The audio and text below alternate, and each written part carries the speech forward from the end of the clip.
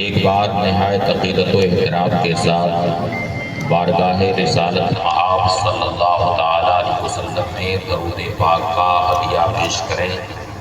اللہم صلی علی سیدنا مولانا شفیعنا و نبینا محمد معدن الجود والکرم وآلہ وبارک وسلم صلاۃ و سلاما علیک یا رسول اللہ صلی اللہ تعالیٰ علیہ وسلم۔ آج یہ ہم سب کے لیے بڑی سعادت اور خوشبختی کی بات ہے کہ یہ اصح الکتب بعد کتاب اللہ یعنی قرآن حکیم کے بعد اس روئے زمین پر سب سے زیادہ صحیح ترین کتاب بخاری شریف کی آخری حدیث شریف کے درس کی محفل میں حاضر ہے۔ نبی کریم صلی اللہ علیہ وسلم نے ارشاد فرمایا،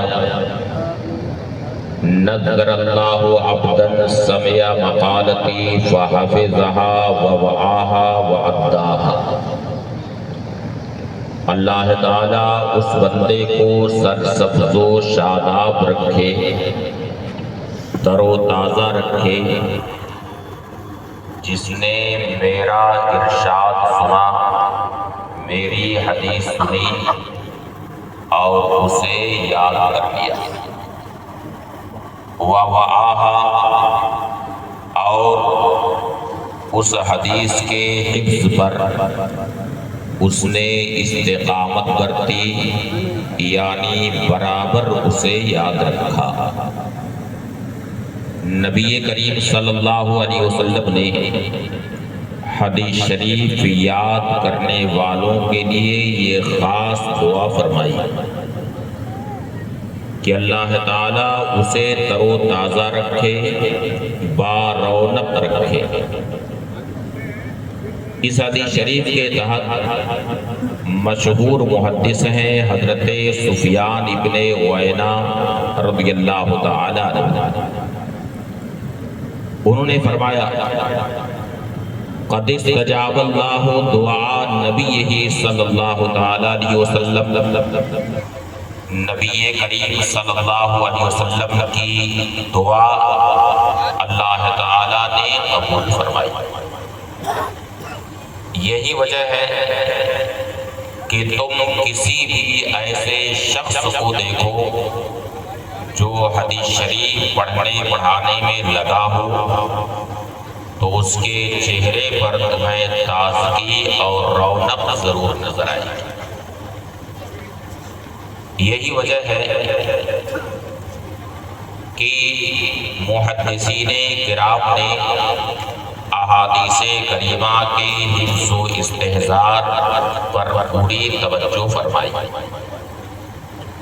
انہی محدثین میں ایک بڑا ہی اہم نام ہے امام ابو عبداللہ محمد ابن اسماعیل بخاری رحمۃ اللہ تعالی۔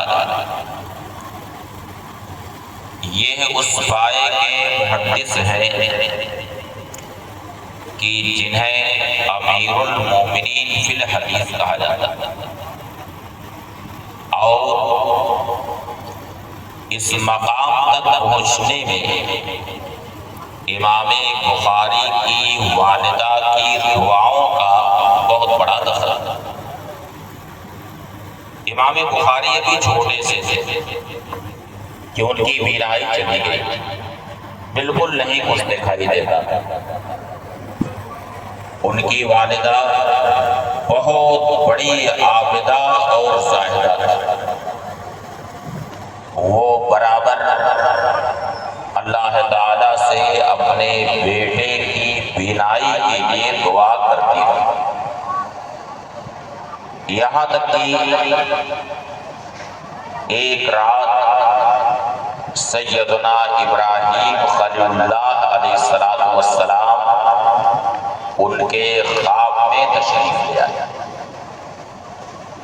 اور انہیں یہ بشارت دی، یا هذه قد رد اللہ علی ابنک بصر، اے اللہ کی بندی، اللہ بیٹے محمد ابن اسماعیل بخاری کی بینائی لوٹا دی۔ چنانچہ جب خواب سے بیدار ہوئی اپنے بیٹے کو جگایا، بیٹے سے پوچھا کہ بیٹا تم مجھے دیکھ رہے ہو؟ امام بخاری نے فرمایا کہ ہاں ماں میں تمہیں دیکھ رہا ہوں۔ امام بخاری رحمۃ اللہ تعالی علیہ نے شروع سے ہی احادیث کریمہ کو حفظ کرنا شروع کیا، یہاں تک کہ آپ نے 6 لاکھ احادیث کریمہ سندوں کے ساتھ یاد کیا۔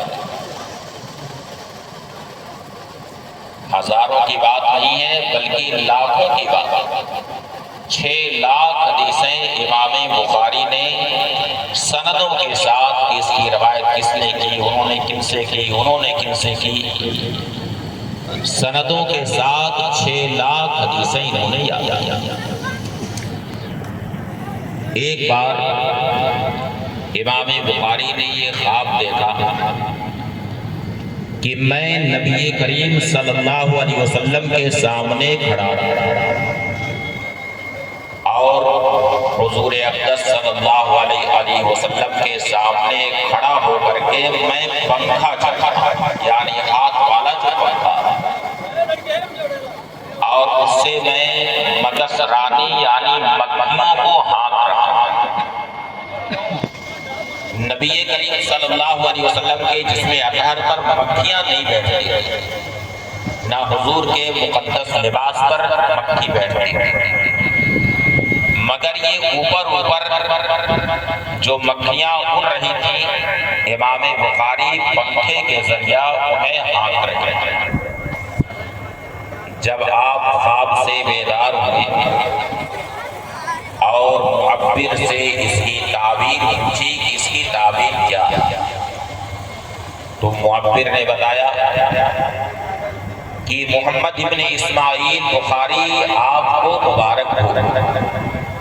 اس کی تعبیر یہ ہے کہ اِنَّكَ تَذْكُرُ الْكَذِبَ عَنْ رَسُولِ اللَّهِ صلی اللہ علیہ وسلم، یعنی آپ نبی کریم صلی اللہ علیہ وسلم سے جھوٹ کو دفع کریں۔ اسی وقت امام بخاری نے یہ عزم کر لیا کہ میں احادیث کریمہ کا ایک ایسا مجموعہ تیار کروں جس میں صرف احادیث صحیحہ ہیں، یعنی محدثین کی شرطوں کے مطابق جو حدیثیں صحیح ہیں بس انہی احادیث پر وہ کتاب مشتمل ہے۔ اس ارادے سے امام بخاری نے یہ کام شروع کیا اور مسجد حرام شریف سے یہ کام آپ نے شروع کیا، اور اس اہتمام کے ساتھ فرمایا ما ادخلت فیہ حدیثا الا بعد الغسل وصلاۃ رکعتین، یعنی میں نے اس کتاب میں جب بھی کوئی حدیث شریف لکھی ہے تو اس کے لکھنے سے پہلے میں نے غسل کیا اور 2 رکعت نماز ادا فرمائی، اور ایک موقع پر فرمایا ما ادخلت فیہ حدیثا حتی استخرت اللہ تعالی وصلیت رکعتین وتیقنت بصحتہ، یعنی میں نے اس میں جب بھی کوئی حدیث شریف لکھی ہے تو اس کے لکھنے سے پہلے میں نے استخارہ کیا، 2 رکعت نماز ادا کی، اور جب اس حدیث کے صحیح ہونے کا مجھے یقین ہو گیا اس کے بعد میں نے وہ حدیث اس کتاب میں درج کی۔ اس اہتمام کے ساتھ امام بخاری نے 16 سال کی مدت میں احادیث صحیحہ کا یہ مجموعہ تیار کیا، اور جب یہ مجموعہ تیار ہو گیا تو امام بخاری اسے لے کر مدینہ طیبہ حاضر ہوئے اور خاص ریاض الجنہ میں بیٹھ کر تراجم الابواب کو قائم فرمایا اور وہاں بھی مواجہہ شریف میں اس مجموعہ کو پیش کر دیا جب نبی کریم صلی اللہ علیہ وسلم کی طرف سے ان احادیث کے صحیح ہونے کا اشارہ ملا، اس کے بعد پھر ان احادیث کو اس میں باقی رکھا۔ اسی اہتمام کی برکت ہے کہ یہ کتاب بھی بارگاہ رسالت میں مقبول ہے اور صاحب کتاب یعنی امام بخاری کو بھی بارگاہ رسالت میں محبوبیت کا مقام حاصل ہے۔ چنانچہ ایک بڑے مشہور محدث ہیں حضرت ابو زید محمد ابن احمد مروزی رحمۃ اللہ تعالی علیہ، وہ فرماتے ہیں بین انا نائم بین الرکن والمقام اذ رأیت النبی صلی اللہ علیہ وسلم فقال یا ابا زید الی متی تدرس کتب الشافعی ومتی تدرس کتاب۔ حضرت ابو زید فرماتے ہیں کہ میں ایک بار رکن حجر اسود اور مقام ابراہیم کے درمیان میں سویا تھا، اتنے میں میرا نصیبہ بیدار ہوا اور نبی کریم صلی اللہ علیہ وسلم خواب میں تشریف لے آئے اور ارشاد فرمایا کہ ابو زید تم محمد ابن ادریس شافعی کی کتاب کب تک پڑھو گے، تم میری کتاب کب پڑھو؟ میں نے عرض کیا وما کتابوں کا یا رسول اللہ، یا رسول اللہ آپ کی کون سی کتاب ہے؟ نبی کریم صلی اللہ علیہ وسلم نے فرمایا جامع محمد بن اسماعیل البخاری، محمد ابن اسماعیل بخاری کی کتاب وہ میری کتاب۔ اس سے یہ معلوم ہوا کہ یہ کتاب بارگاہ رسالت میں مقبول ہے اور صاحب کتاب یعنی امام بخاری کو بھی بارگاہ رسالت میں محبوبیت حاصل ہے۔ چنانچہ ایک بار بعض صالحین نے یہ خواب دیکھا کہ نبی کریم صلی اللہ علیہ وسلم صحابہ کرام کے ساتھ ایک راستے پر کھڑے ہیں اور ایسا محسوس ہو رہا ہے کہ کسی کا انتظار فرما رہے ہیں۔ میں نے عرض کیا وما وقوفک یا رسول اللہ، یا رسول اللہ حضور یہاں پہ کیسے کھڑے ہیں؟ نبی کریم صلی اللہ علیہ وسلم نے فرمایا انتظر محمد بن اسماعیل البخاری، محمد ابن اسماعیل بخاری کا انتظار کر رہا ہوں۔ تو جن کا انتظار بارگاہ رسالت میں ہو رہا ہو ان کی محبوبیت کا عالم کیا ہو۔ وہ بزرگ کہتے ہیں کہ پھر بعد میں نے پتہ کیا تو معلوم ہی ہوا کہ جس وقت میں نے یہ خواب دیکھا تھا عین اسی وقت امام بخاری کا وصال ہوا۔ اس طرح یہ کتاب بہت ہی بافیض اور بہت ہی بابرکت کتاب ہے۔ قرآن حکیم کے بعد اس روئے زمین پر سب سے صحیح ترین یہ کتاب ہے۔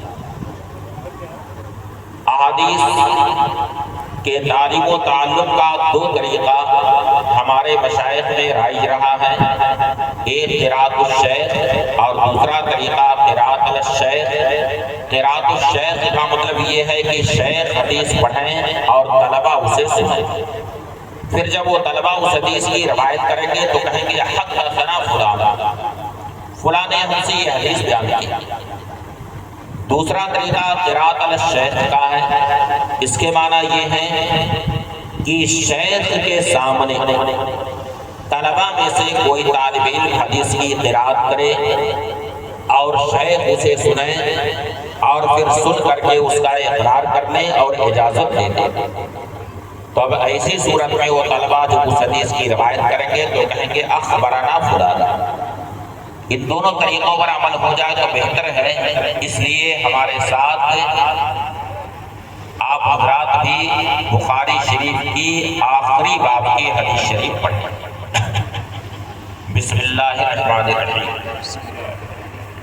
باب قول اللہ وَنَضَعُ الْمَوَازِينَ الْقِسْطَ لِيَوْمِ الْقِيَامَةِ وَأَنَّ أَعْمَالَ بَنِي آدَمَ وَقَوْلَهُمْ تُوزَنُ۔ وقال مجاہد القسطاس العدل بالرومیہ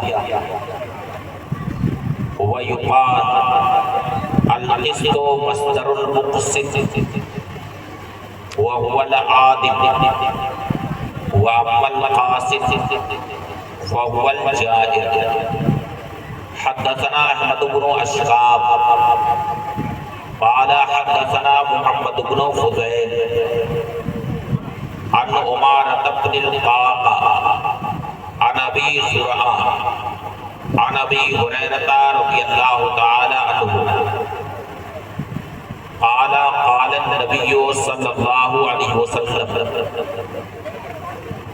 كلمتان حبيبتان الى الرحمن خفيفتان على اللسان ثقيلتان في الميزان سبحان الله وبحمده سبحان الله العظیم۔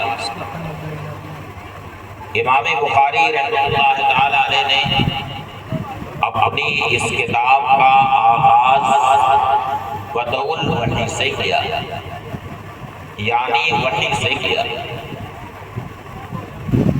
وہاں یہ اشارہ کرنا مقصود ہے کہ سارے احکام شرع کا اصل مصدر و سرچشمہ وحی الہی، وحی الہی خواہ کتاب اللہ کی شکل میں ہو یا احادیث کریمہ کی شکل میں، کیونکہ کتاب اللہ جس طرح سے وحی الہی ہے اسی طرح سے نبی کریم صلی اللہ علیہ وسلم کی حدیثیں بھی وحی الہی ہیں۔ قرآن پاک میں ارشاد ہوا وَمَا يَنطِقُ عَنِ الْهَوَىٰ إِنْ هُوَ إِلَّا وَحْيٌ يُوحَىٰ۔ اللہ کے رسول اپنی خواہش سے نہیں کچھ بولتے بلکہ جو کچھ ارشاد فرماتے ہیں وہ وحی ہے جو پر نازل ہوتی ہے۔ فرق اتنا ہے کہ کتاب اللہ وحی متلو ہے، یعنی وہ وحی ہے جس کی تلاوت نماز میں کی جاتی ہے، اور حدیث شریف وہ وحی ہے جس کی تلاوت نماز میں نہیں ہوتی۔ باقی اجماع اور قیاس وہ دونوں بھی اگرچہ دلائل شریعت سے ہیں مگر ان کی بھی بنیاد کتاب و سنت پر ہی ہے، کیونکہ وہی اجماع اور وہی قیاس معتبر ہے جس کی بنیاد کتاب اور سنت پر ہو۔ باقی کتاب و سنت سے ہٹ کر نہ کوئی اجماع معتبر ہے نہ کوئی قیاس معتبر ہے۔ اور اس کتاب کے آخر میں امام بخاری نے کتاب التوحید کو رکھا ہے، یعنی اختتام کتاب التوحید پر فرمایا ہے۔ اس سے یہ بتانا ہے کہ جس کا خاتمہ توحید پر ہوا، ایمان پر ہوا، وہ تو نجات پایا، اور جس کا خاتمہ معاذ اللہ توحید پر نہیں ہوا وہ خائب و خاسر۔ اور کتاب التوحید میں بھی امام بخاری نے آخری باب جو رکھا ہے وہ وزن اعمال کا رکھا، یعنی قیامت کے دن اللہ تعالی میزان العمل کو قائم فرمائے گا جس پر بندوں کے اچھے برے اعمال تولے جائیں۔ اسے آخر میں امام بخاری نے رکھا ہے۔ اس کی وجہ یہ ہے کہ قیامت کے دن بندوں سے سوال اور مواخذے کی جو آخری منزل ہوگی وہ وزن اعمال کی ہوگی، یعنی جو کچھ بھی بندوں سے سوال ہونا ہے، مواخذہ ہونا ہے، پرشش ہونی ہے، وہ سب وزن اعمال سے پہلے۔ وزن اعمال کے بعد اب کسی سے کوئی سوال نہیں، کوئی مواخذہ نہیں، بلکہ یہ فیصلہ ہو جائے گا فریق فی الجنہ و فریق فی السعیر، یعنی ایک فریق جنت میں جائے گا، دوسرا فریق جہنم میں جائے گا۔ اب اس کے بعد کوئی سوال اور مواخذہ نہ ہو۔ امام بخاری نے قرآن کریم کی آیت کریمہ کو ترجمۃ الباب میں ذکر کیا۔ اللہ تعالیٰ نے فرمایا وَنَضَعُ الْمَوَازِينَ الْقِسْطَ لِيَوْمِ الْقِيَامَةِ، یعنی ہم قیامت کے دن انصاف کے ترازو رکھیں گے اور بنی آدم کے اعمال یعنی انسانوں کے اعمال اور ان کے اقوال قیامت کے دن وزن کیے جائیں گے۔ اس سے یہ معلوم ہوا کہ میزان العمل کا عقیدہ برحق اور قیامت کے دن اچھے برے اعمال تولے جائیں گے۔ یہی اہل سنت والجماعت کا عقیدہ۔ ایک باطل اور گمراہ فرقہ ہے معتزلہ، ان لوگوں نے وزن اعمال کا انکار کیا اور اپنے قیاس فاسد کی بنیاد پر انہوں نے اس کا انکار کیا۔ وہ یہ کہتے ہیں کہ اعمال یہ آراز کے قبیل سے ہیں جن میں کوئی ثقل نہیں ہوتا، کوئی وزن نہیں ہوتا، اس لیے وزن اعمال ممکن نہیں۔ مگر یہ ان کا قیاس فاسد ہے۔ قرآن پاک میں جب متعدد مقامات میں وزن اعمال کا ذکر آیا ہے تو اس پر ایمان و عقیدہ رکھنا فرض ہے۔ اللہ تعالیٰ قادر قدرت ہے، وہ چاہے تو اعمال میں وزن پیدا فرما دے، آراز میں وزن پیدا فرما دے۔ اب وزن اعمال کس طریقے سے ہوگا تو بعض علماء فرماتے ہیں کہ قیامت کے دن اعمال اجسام کی شکل میں تبدیل ہو جائیں گے، اور جب اجسام کی شکل میں تبدیل ہو جائیں گے تو ان کے وزن میں کوئی اشکال کی بات نہیں۔ اس کی تائید اس حدیث شریف سے ہوتی ہے جو مسند امام احمد بن حنبل میں ہے کہ قیامت کے دن اعمال صالحہ اللہ کی بارگاہ میں حاضر ہیں، اور کیسے حاضر ہوں گے؟ مجسم شکل میں حاضر ہیں۔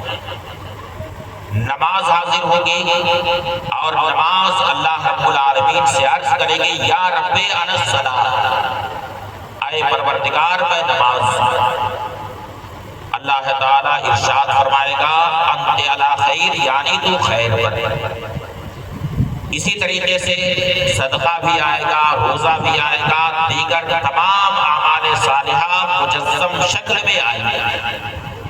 اور کس لیے آئیں گے؟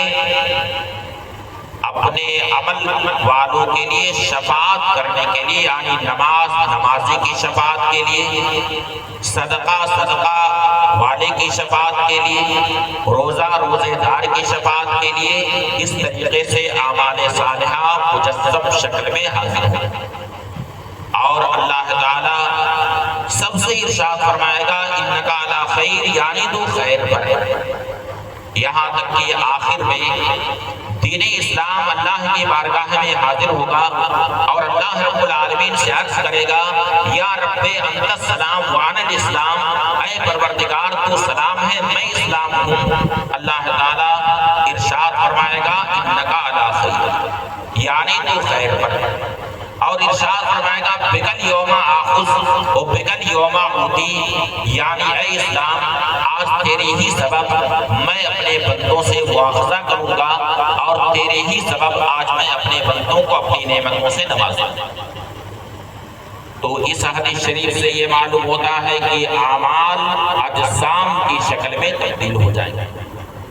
اور سیدنا عبداللہ بن عباس رضی اللہ تعالیٰ عنہما اور اسی طریقے سے بعد کے دیگر علماء یہ کہتے ہیں کہ قیامت کے دن صحائف اعمال یعنی جو اعمال نامے ہیں وہ تولے جائیں گے، اور اس بات کی تائید اس حدیث شریف سے ہوتی ہے جو جامع ترمذی، سنن نسائی اور مسند امام احمد بن حنبل میں ہے، سیدنا عبداللہ بن عمرو رضی اللہ تعالیٰ عنہما سے روایت ہے، انہوں نے فرمایا کہ نبی کریم صلی اللہ علیہ وسلم نے فرمایا ان اللہ یستخلص رجلا من امتی یوم القیامت علی رؤوس الخلائق فینشر علیہ 99 سجلا وکل سجل مثل مد البصر۔ ارشاد فرمایا کہ اللہ تعالیٰ قیامت کے دن میری امت میں سے ایک شخص کو سارے خلائق کے سامنے لے آیا اور اس کے اعمال کے 99 دفاتر کو اس کے سامنے رکھ دیا، اس کے عمل کے 99 دفتر اور ایک دفتر تا حد نظر، اتنا بڑا ایک دفتر ہو۔ پھر اللہ تعالیٰ اس بندے سے ارشاد فرمائے گا اتنکروا من ھذا شیئا، اے بندے ان دفاتر میں تیرے اعمال جو لکھے ہوئے ہیں کیا اس سے تمہیں انکار ہے؟ وہ بندہ عرض کرے گا لا یا رب، نہیں ہے پروردگار۔ پھر اللہ تعالیٰ ارشاد فرمائے گا افظلمک کتبت الحافظون، اے بندے جن ملائکہ کو میں نے تیرے اعمال لکھنے کے لیے مقرر کر رکھا تھا، کیا ان ملائکہ نے تیرے ساتھ کوئی ظلم و زیادتی کی ہے؟ کیا کرامن کاتبین نے تیرے ساتھ کوئی ظلم و زیادتی کی ہے؟ وہ بندہ عرض کرے گا لا یا رب، نہیں ہے پروردگار۔ پھر اللہ تعالیٰ ارشاد فرمائے گا افلک عذر، اے بندے کیا تیرے پاس کوئی عذر ہے کہ تو نے یہ اعمال کیوں کیے؟ وہ بندہ عرض کرے گا لا یا رب، میرے پاس کوئی عذر بھی نہیں۔ پھر اللہ تعالیٰ ارشاد فرمائے گا بلا ان لک عندنا حسنہ، اے بندے ہمارے پاس تیری ایک نیکی ہے۔ پھر اللہ تعالیٰ کاغذ کا ایک ٹکڑا ظاہر فرمائے گا جس پر لکھا ہوگا اشہد ان لا الہ الا اللہ واشہد ان محمدا عبدہ ورسولہ۔ پھر اللہ تعالیٰ ارشاد فرمائے گا کہ اے بندے کاغذ کا یہ ٹکڑا تو لے جا اور نیکیوں کے پلے پر رکھ دے۔ وہ بندہ عرض کرے گا ما ھذہ البطاقہ ما ھذہ السجلات، اے پروردگار کہاں یہ 99 دفاتر اور کہاں یہ کاغذ کا ٹکڑا؟ اللہ تعالیٰ ارشاد فرمائے گا کہ اے بندے آج تیرے اوپر کوئی ظلم نہ ہوگا، اس ٹکڑے کو تو لے جا، کاغذ کے اس ٹکڑے کو لے جا اور نیکیوں کے پلے پر رکھ دے۔ چنانچہ جب وہ کاغذ کا ٹکڑا میزان العمل میں نیکیوں کے پلے پر رکھا جائے گا تو نیکیوں کا پلڑا بھاری ہو جائے گا اور اسے نجات مل جائے گا۔ اس حدیث شریف سے یہ معلوم ہوتا ہے کہ صحائف اعمال قیامت کے دن تولے جائیں گے۔ میزان العمل یہ ہے کیسا؟ حضرت داؤد علیہ السلام نے ایک بار اللہ کی بارگاہ میں عرض کیا کہ اے پروردگار تو میزان العمل مجھے دکھا دے۔ اللہ تعالیٰ نے ان کی دعا قبول فرمائی، حجابات اٹھا دیے۔ میزان العمل کو حضرت داؤد علیہ السلام نے جب دیکھا تو ان پر غشی طاری ہو گئی اور فرمایا یا رب من یقدر علی ملء کفۃ ھذا المیزان حسنات، اے پروردگار تیرے بندوں میں کون ایسا بندہ ہوگا جو میزان العمل میں نیکیوں کا یہ پلڑا بھر سکتا؟ کیونکہ اس کا ایک پلڑا اتنا بڑا ہے کہ ساتوں آسمان اور زمین کے ساتوں طبقات اس کے ایک پلڑے میں اگر رکھے جائیں تو ایسا معلوم ہوگا جیسے کہ کسی کشادہ میدان میں انگوٹھی کا ایک چھوٹا سا نگینہ رکھا۔ اللہ تعالیٰ نے ارشاد فرمایا یا داؤد اذا رضیت علی عبدی ملأتہ بثمرۃ واحدہ واملأہ بکلمۃ لا الہ الا اللہ، اے داؤد جب میں اپنے بندے سے راضی ہو جاؤں گا تو صرف ایک کھجور کے صدقے سے نیکیوں کا پلڑا بھر دوں گا اور صرف کلمہ لا الہ الا اللہ محمد رسول اللہ سے نیکیوں کا پلڑا بھر دوں گا۔ وزن اعمال کی نگرانی کا کام حضرت آدم علیہ السلام کے سپرد ہوگا۔ حضرت آدم علیہ السلام سے اللہ رب العزت ارشاد فرمائے گا یا آدم انی جعلتک اليوم حکما بینی وبین ذریتک فقم عند المیزان وانظر ما یرفع الیک من اعمالہم۔ اے آدم آج میں نے تجھے اپنے اور تمہاری اولاد کے درمیان حکم بنایا ہے، تم خود میزان العمل کے پاس کھڑے ہو جاؤ اور خود جا کر کے دیکھو کہ تمہاری اولاد کیسے کیسے عمل لے کر کے آئے ہوئے ہیں۔ وزن اعمال کا کام ایک روایت کے مطابق حضرت ملک الموت کے سپرد ہوگا اور دوسری روایت کے مطابق حضرت جبریل امین کے سپرد ہوگا۔ ترجمۃ الباب سے یہ ظاہر ہوتا ہے کہ سارے انسانوں کے اعمال اور ان کے اقوال تولے جائیں گے، مگر ایسا نہیں ہوگا، کیونکہ انسانوں میں کئی قسم کے لوگ ہیں۔ ایک طبقہ ان نیکوں کا ہوگا جن کے نام اعمال میں صرف نیکیاں ہی نیکیاں ہوں، ان کے نام اعمال میں کوئی گناہ نہ ہوگا، تو ایسے لوگوں کے اعمال نہیں تولے جائیں گے، بلکہ ان کے لیے حکم ہوگا ادخل الجنت بغیر حساب، یعنی اے بندو آج تم سے کوئی مواخذہ نہیں، تم لوگ بے حساب جنت میں چلے جائیں۔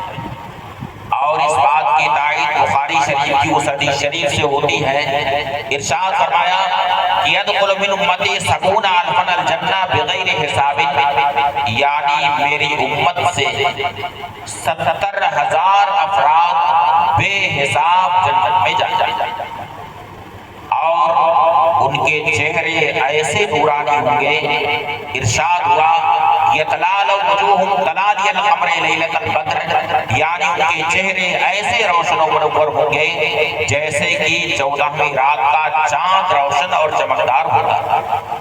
تو ایسے لوگوں کے اعمال وزن نہیں کیے جائیں گے۔ اور دوسرا طبقہ بالکل ان کے برخلاف ان لوگوں کا ہوگا جن کے نام اعمال میں صرف کفر ہی کفر ہوگا، کفر کے علاوہ کچھ نہیں ہوگا، تو ان کے بھی اعمال وزن نہیں کیے جائیں گے۔